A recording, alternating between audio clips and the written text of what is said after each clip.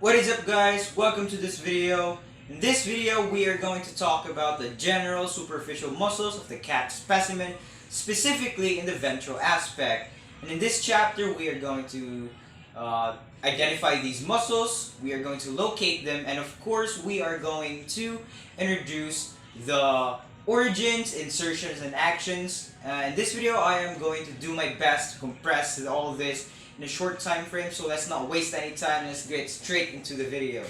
We have here in front of us is a plastinated cat specimen. We are going to identify each individual muscle of the superficial ventral muscles of the cat and their origins, insertions, and actions. Let's go ahead and start. First off, we have the digastric.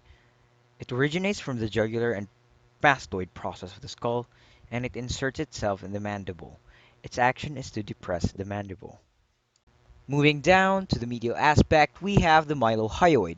Its origin is the mandible and it inserts itself to the median rave. Its action is to raise your oral cavity and it brings the hyoid forward. Moving down, we have the sternohyoid. Its origin is in the sternum, it inserts itself in the basihyoid, and its action is to draw the hyoid posteriorly, and it also depresses the hyoid bone from an elevated position. Next to it, a diagonal muscle is the sternomastoid. It originates from the median rave and the manubrium, and it inserts itself in the lambdoidal ridge into the mastoid process.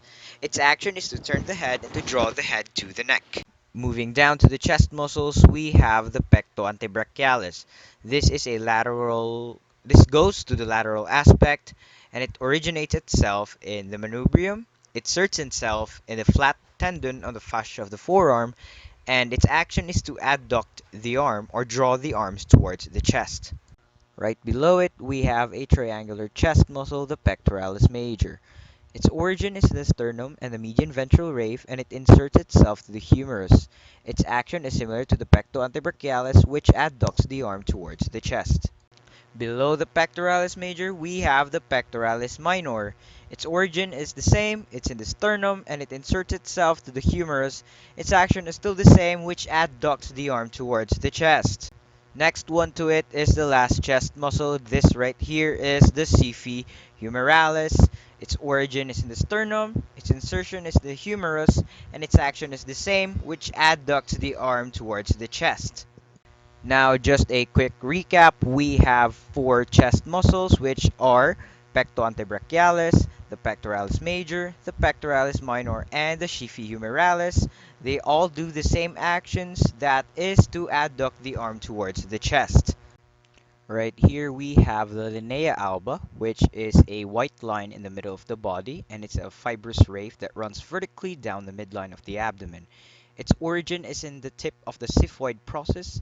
It inserts in the pubic symphysis and in the pubic crests on both sides, and its functions are attachment sites for the fundiform ligament of penis, pyramidalis, internal oblique, external oblique, and transversus abdominis muscles, and as well as a parietal peritoneum via the extraperitoneal connective tissue. Next, in the lateral side of the body, right beneath or right below this fascia covering, if we remove this fascia covering, we are going to expose the abdominal muscles, or what we call the rectus abdominis. Its origin is in the anterior end of the pubic symphysis. It inserts itself in the sternum and costal cartilages, and its action is to retract the ribs and the sternum. It compresses the abdomen, and it allows your trunk to be flexed. Going down to the lower extremities, we actually only have two common superficial ventral muscles of the hind limb, which are the sartorius. Its origin is in the crest and ventral border of the ilium. It inserts itself to the proximal end of the tibia and the patella and the fascia and ligaments in between.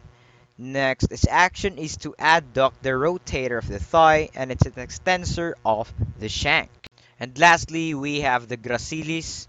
Its origin is in the ischial and pubic symphysis, and it inserts itself to the aponeurosis, which passes to the tibia.